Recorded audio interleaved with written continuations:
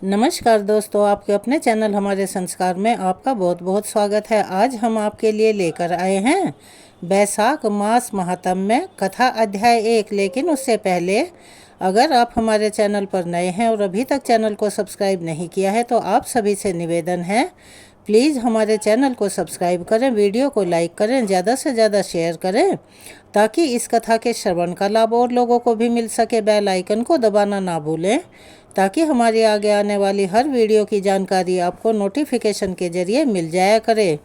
Comments box में जय श्री विष्णु हर हर महादेव लिखना ना भूलें। अपना प्यार और सहयोग हमें ऐसे ही प्रदान करते रहें। आपके ये छोटे छोटे से प्रयास हमारी बहुत मदद करते हैं। परम पिता परमेश्वर की कृपा आप सभी पर हमेशा बनी रहे।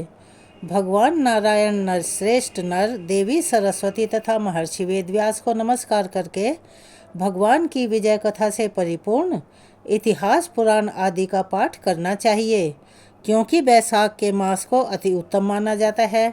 सूत जी कहते हैं, राजा अम्बरीश ने परमेष्ठी ब्रह्मा के पुत्र देवऋषि नारद से पुण्यमयी बैसाख मास का महात्म्य सुना। उस समय आपने यह कहा था कि सब महीनों में बैसाख मास श्रेष्ठ है। इसीलिए यह बताने की भी कृपा करें कि बैसाख मास क्यों भगवान विष्णु को प्रिय है और उस समय कौन कौन से धर्म भगवान विष्णु के लिए प्रीतिकारक हैं।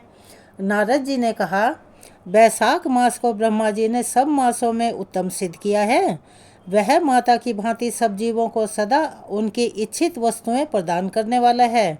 धर्म, यज्ञ, क्रिया और तपस्या का सार है। संपूर्ण देवताओं द्वारा पूजित है।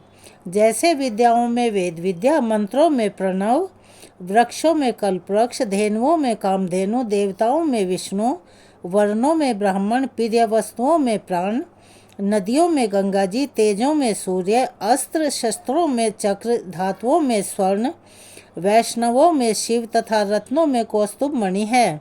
उसी प्रकार धर्म के साधनभूत महीनों में बैसाख मास सबसे उत्तम माना गया है।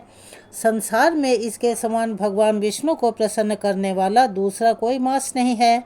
जो बैसाख मास में सूर्योदय से पहले स्नान करता है उससे भगवान विष्णु हमेशा प्रीति करते हैं, यानी कि उस पर अपनी कृपा बनाए रखते हैं। पाप तभी तक गरजते हैं, यानी कि वह दुख देते हैं, जब तक जीव बैसाख मास में प्रातः काल जल में स्नान नहीं करता। हे राजन, बैसाख के महीने में सब तीर्थ आदि देवता बाहर के जल में भी सदैव स्थित रहते हैं। भगवान विष्णु की आज्ञा से मनुष्यों का कल्याण करने के लिए वे सूर्योदय से लेकर 6 दंड के भीतर तक वहाँ मौजूद रहते हैं। बैसाख के समान कोई मास नहीं है, सतयुग के समान कोई युग नहीं है, वेद के समान कोई शास्त्र नहीं है और गंगा जी के समान कोई तीर्थ नहीं है। जल के जैसा दान नहीं है, खेती के जैसा धन नहीं है और जीवन से बढ़कर कोई लाभ नहीं है। उपवास के समान कोई तप नहीं, दान से बढ़कर कोई सुख नहीं, दया के समान धर्म नहीं, धर्म के समान मित्र नहीं, सत्य के समान यश नहीं, आरोग्य के समान उन्नति नहीं। भगवान विष्णु से बढ़कर कोई रक्षक नहीं है और बैसाख मास के समान संसार में कोई भी दूसरा पवित्र मास नहीं है, ऐसा विद्वान पुरुषों का कहना है। बैसाख श्रेष्ठ मास है और शेष शयी भगवान विष्णु को सदा प्रिय है। सब दानों से जो पुण्य मिलता है और सब तीर्थों में जो फल मिलता है, उसी को मनुष्य बैसाख मास में केवल जल का दान करके ही सहज प्राप्त कर लेता है। जो जलदान में असमर्थ है, ऐसे ऐश्वर्य की अभिलाषा रखने वाले पुरुष को यह उचित है कि वह दूसरे को प्रबोध करे, दूसरे को जलदान का महत्व समझाए। यह सब दानों से बढ़कर हितकारी है। जो मनुष्य बैसाख में सड़क पर यात्रियों के लिए प्याऊ लगवाता है वह विष्णु लोक में प्रतिष्ठित होता है, यानी कि वह विष्णु लोक में वास करता है। हे राजन, प्याऊ देवताओं और पितरों को तथा ऋषियों को अत्यंत तृप्ति देने वाला है। जिसने प्याऊ लगाकर रास्ते के थके हारे मनुष्यों को संतुष्ट किया है, अर्थात उनकी प्यास बुझाई है, उसने ब्रह्मा विष्णु और शिव आदि देवताओं को प्रसन्न कर लिया है और वे उससे संतुष्ट हो गए हैं। राजन, बैसाख मास में जल की इच्छा रखने वाले को जल, छाया चाहने वाले को छाता, पंखे की इच्छा रखने वाले को पंखा देना चाहिए। हे राजन, जो प्यास से पीड़ित महात्मा पुरुष के लिए शीतल जल प्रदान करता है यानी कि उसका दान करता है, वह उतने ही मात्र से 10,000 राजसूय यज्ञों का फल प्राप्त करता है। धूप और परिश्रम से पीड़ित ब्राह्मण को जो पंखा डुलाकर हवा करता है यानी कि उसके ऊपर पंखा जलता है, वह उतने ही मात्र से निष्पाप होकर यानी कि उसके सभी पापों का नाश हो जाता है और भगवान का पार्षद हो जाता है। जो मार्ग से थके हुए श्रेष्ठ द्विज को वस्त्र से भी हवा करता है, वह उतने से ही मुक्त होकर भगवान विष्णु का सायुज्य प्राप्त कर लेता है यानी कि उनकी शरण में चला जाता है। जो शुद्ध चित्त से ताड़ का पंखा देता है, वह सब पापों का नाश करके ब्रह्मलोक को चला जाता है। जो विष्णु प्रिय बैसाख मास में पादुका दान करता है यानी कि चप्पलों और जूतों का दान करता है, वह यमदूतों का तिरस्कार करके विष्णु लोक में जाता है। जो मार्ग में अनाथों के ठहरने के लिए विश्रामशाला यानी कि धर्मशाला बनवाता है, उसके पुण्य फल का तो वर्णन ही नहीं किया जा सकता। मध्याह्न में आए हुए ब्राह्मण अतिथि को यदि कोई भोजन दे तो उसके फल का अंत ही नहीं है यानी कि उसे अक्षय पुण्य की प्राप्ति होती है। हे राजन, अन्नदान मनुष्यों को तत्काल तृप्त करने वाला है, इसीलिए संसार में अन्न के समान कोई दान नहीं बताया गया। जो मनुष्य मार्ग के थके हुए ब्राह्मण के लिए आश्रय देता है, उसके पुण्य फल का तो वर्णन ही नहीं किया जा सकता। हे राजन, जो अन्नदाता है वह माता पिता आदि का भी विस्मरण करा देता है यानी कि उनको भुला देता है, इसीलिए तीनों लोकों के निवासी अन्नदान की ही प्रशंसा करते हैं। माता और पिता केवल जन्म के हेतु हैं, पर जो अन्न देकर पालन करता है, मनीषी पुरुष इस लोक में उसी को पिता कहते हैं। महिरथ नाम का एक राजा था जो सदा कामनाओं में आसक्त और अजितेंद्रिय था। वह केवल बैसाख स्नान के सुयोग से स्वतः बैकुंठ धाम को चला गया। बैसाख मास के देवता भगवान मधुसूदन हैं, अतएव यह सफल मास है। बैसाख मास में भगवान की प्रार्थना का मंत्र इस प्रकार है। हे मधुसूदन, हे देवेश्वर, मैं मेष राशि में सूर्य के स्थित होने पर बैसाख मास में प्रातः स्नान करूंगा। आप इसे निर्विघ्न पूर्ण कीजिए। उसके पश्चात सूर्य के मेष राशि पर स्थित रहते हुए बैसाख मास में प्रातः स्नान के नियम में संलग्न होकर मैं आपको अर्घ्य देता हूँ। हे मधुसूदन, इसे ग्रहण कीजिए।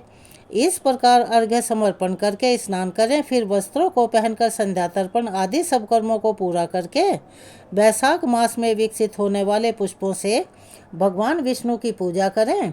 उसके बाद बैसाख मास के महात्म्य को सूचित करने वाली भगवान विष्णु की कथा सुने। ऐसा करने से कोटि जन्मों के पापों से मुक्त होकर मनुष्य मोक्ष को प्राप्त होता है। यह शरीर अपने अधीन है, जल भी अपने अधीन ही है, साथ ही अपनी जिह्वा भी अपने वश में ही है। अतः इस स्वतंत्र शरीर से स्वतंत्र जल में स्नान करने, स्वतंत्र जिह्वा से हरि इन दो अक्षरों का उच्चारण करने से मनुष्य मोक्ष को प्राप्त करता है और अक्षय पुण्य को प्राप्त करता है।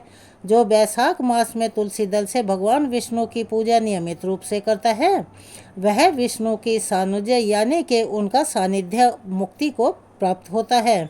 अतः अनेक प्रकार के भक्ति मार्ग से तथा भांति भांति के व्रतों द्वारा भगवान विष्णु की सेवा तथा उनके सगुण या निर्गुण स्वरूप का अनन्य चित्त से ध्यान करना चाहिए।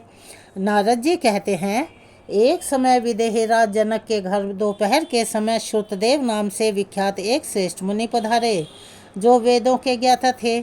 उन्हें देखकर राजा बड़े उल्लास के साथ उठकर खड़े हो गए और मधु पर्क आदि सामग्रियों से उनकी विधि पूर्वक पूजा करके राजा ने उनके चरणोदक को अपने मस्तक पर धारण किया। इस प्रकार स्वागत सत्कार के पश्चात जब वे आसन पर विराजमान हुए, तब विदेहराज के प्रश्न के अनुसार बैसाख मास के महात्म्य का वर्णन करते हुए वे इस प्रकार बोले।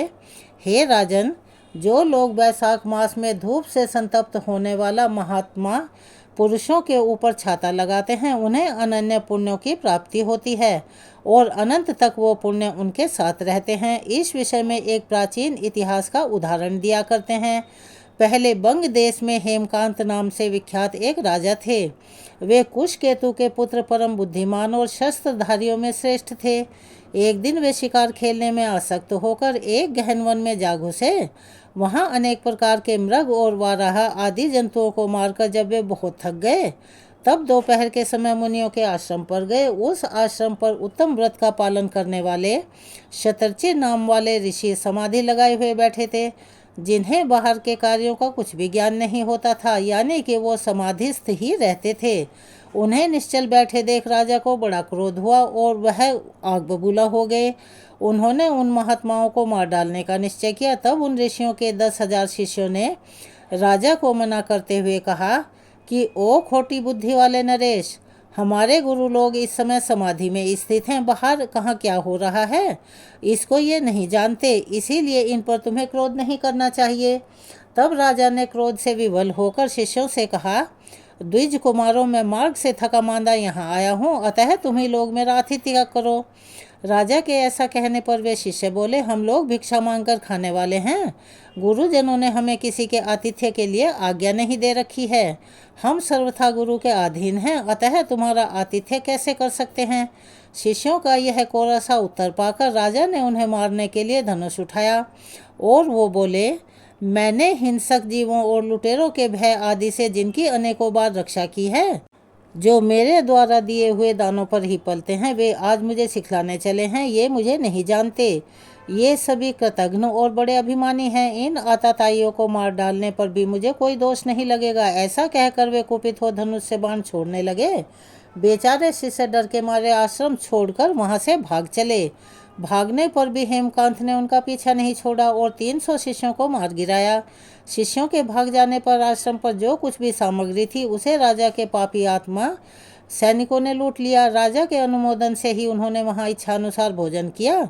उसके पश्चात 3 दिन बीते बीते राजा सेना के साथ अपनी पुरी में वापस गए। राजा कृषकेतु ने जब अपने पुत्र का यह अन्यायपूर्ण कार्य सुना, उसे राज्य करने के अयोग्य जानकर उसकी निंदा करते हुए उसे देश निकाला दे दिया। पिता के त्याग देने पर हेमकांत घने वन में चला गया। वहां उसने बहुत वर्षों तक निवास किया। ब्रह्म हत्या उसका सदा पीछा करती रहती थी, इसीलिए वह कहीं भी स्थिरतापूर्वक रह नहीं पाता था। इस प्रकार उस दुष्टात्मा के 28 वर्ष व्यतीत हो गए। एक दिन वैशाख मास में जब दोपहर का समय था, महामुनि तीर्थ यात्रा के प्रसंग से उस वन में आए। वे धूप से अत्यंत संतप्त और तृषा से बहुत पीड़ित थे, इसीलिए किसी वृक्षहीन प्रदेश में मूर्छित होकर गिर पड़े। दैवयोग से हेमकांत उधर आ निकला। उसने मुनि को प्यास से पीड़ित, मूर्छित और थका मांदा देखकर उसे उन पर बहुत दया आई और उसने अपनी दया के कारण पलाश के पत्तों से छत्र बनाकर उनके ऊपर आती हुई धूप को रोक दिया। वह स्वयं मुनि के मस्तक पर छाता लगाए खड़ा हुआ और तोंबी में रखा हुआ जल उनके मुंह में डाल दिया। इस उपचार से मुनि को होश आया और उन्होंने अक्षत्रिय के दिए हुए पत्ते के छाते को लेकर अपनी व्याकुलता दूर की। उनकी इंद्रियों में कुछ शक्ति आई और वे धीरे धीरे किसी गांव में पहुंच गए। उस पुण्य के प्रभाव से हेमकांत की 300 ब्रह्म हत्याएं नष्ट हो गई। इसी समय यमराज के दूत हेमकांत को लेने के लिए उस वन में आए। उन्होंने उसके प्राण लेने के लिए संग्रहणी रोग पैदा किया। उस समय प्राण छूटने की पीड़ा से छटपटाते हुए हेमकांत ने 3 अत्यंत भयंकर यमदूतों को देखा, जिनके बाल ऊपर की ओर उठे हुए थे। उस समय अपने कर्मों को याद करके वह चुप हो गया। छत्रदान के प्रभाव से उसको विष्णु भगवान का स्मरण हुआ। उसके स्मरण करने पर महाविष्णु ने विश्वक्सेन से कहा, तुम शीघ्र जाओ, यमदूतों को रोको, हेमकांत की रक्षा करो। अब वह निष्पाप और मेरा भक्त हो गया है। उसे नगर में ले जाकर उसके पिता को सौंप दो। साथ ही मेरे कहने से कुशकेतु को यह भी समझाओ कि तुम्हारे पुत्र ने अपराधी होने पर भी वैशाख मास में छत्रदान करके एक मुनि की रक्षा की है, अतः वह पाप रहित हो गया है। इस पुण्य के प्रभाव से वह मन और इंद्रियों को अपने वश में रखने वाला, दीर्घायु, शूरता और उदारता आदि गुणों से युक्त तुम्हारे समान गुणवान हो गया है। इसीलिए अपने महाबली पुत्र को तुम राज्य का भार संभालने के लिए नियुक्त करो। भगवान विष्णु ने तुम्हें ऐसी ही आज्ञा दी है। इस प्रकार राजा को आदेश देकर हेमकांत को उनके अधीन करके यहाँ लौट आओ। भगवान विष्णु का यह आदेश पाकर महाबली विश्वक्सेन ने हेमकांत के पास आकर यमदूतों को रोका और अपने कल्याणमयी हाथों से उसके सब अंगों को स्पर्श किया। भगवत भक्त के स्पर्श से हेमकांत की सारी व्याधि क्षण भर में दूर हो गई। उसके पश्चात विश्वक्सेन उसके साथ राजा की पुरी में गए। उसे देखकर महाराज कुशकेतु ने आश्चर्ययुक्त हो भक्तिपूर्वक मस्तक झुकाकर पृथ्वी पर साष्टांग प्रणाम किया और भगवान के पार्षद का अपने घर में प्रवेश कराया। वहाँ नाना प्रकार के स्तोत्रों से उनकी स्तुति की, वैभवों से उनका पूजन किया गया। तत्पश्चात महाबली विश्वक्सेन ने अत्यंत प्रसन्न होकर राजा को हेमकांत के विषय में भगवान विष्णु ने जो संदेश दिया था वह सब कह सुनाया। उसे सुनकर कुशकेतु ने पुत्र को राज्य पर बिठा दिया और स्वयं विश्वक्सेन की आज्ञा लेकर पत्नी सहित वन को प्रस्थान किया। उसके पश्चात महामना विश्वक्सेन हेमकांत से पूछकर और उसकी प्रशंसा करके श्वेत द्वीप में भगवान विष्णु के समीप चले गए। तब से राजा हेमकांत वैशाख मास में बताए हुए भगवान की प्रसन्नता को बढ़ाने वाले शुभ धर्मों का प्रतिवर्ष पालन करने लगे। वे ब्राह्मण भक्त, धर्मनिष्ठ, शांत, जितेंद्रिय, सब प्राणियों के प्रति दयालु और संपूर्ण यज्ञों की दीक्षा में स्थित रहकर सब प्रकार की संपदाओं से संपन्न हो गए। उन्होंने पुत्र पौत्र आदि के साथ समस्त भोगों का उपभोग करके भगवान विष्णु का लोक प्राप्त किया। वैशाख मास के सुख के साध्य अतिशय पुण्य प्राप्त करने वाला है, पाप रूपी ईंधन को अग्नि की भांति जलाने वाला, परम सुलभ तथा धर्म अर्थ काम मोक्ष चारों पुरुषार्थों को देने वाला है। अतः कहने का तात्पर्य यह है, इस कहानी से हमें यह सीख मिलती है कि वैशाख मास में जो भी प्राणी निस्वार्थ भाव से इन सभी प्रकार के दान को करता है और भक्ति भाव से भगवान विष्णु का पूजन करता है, सूर्य भगवान को अर्घ्य देता है, उसके सभी जन्म जन्मांतरों के पापों का शमन होता है, अर्थात वो नष्ट हो जाते हैं और अंत समय में उसे वैकुंठ में वास मिलता है। अगर आप हमारे चैनल पर नए हैं और अभी तक चैनल को सब्सक्राइब नहीं किया है तो आप सभी से निवेदन है, प्लीज़ हमारे चैनल को सब्सक्राइब करें, वीडियो को लाइक करें, ज़्यादा से ज़्यादा शेयर करें ताकि इस कथा के श्रवण का लाभ और लोगों को भी मिल सके। बेल आइकन को दबाना ना भूलें ताकि हमारी आगे आने वाली हर वीडियो की जानकारी आपको नोटिफिकेशन के जरिए मिल जाया करे।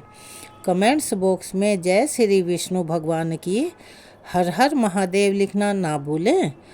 आपके ये छोटे छोटे से प्रयास हमारे लिए काफ़ी मददगार साबित होते हैं। अपना प्यार और सहयोग हमें ऐसे ही प्रदान करते रहें। धन्यवाद।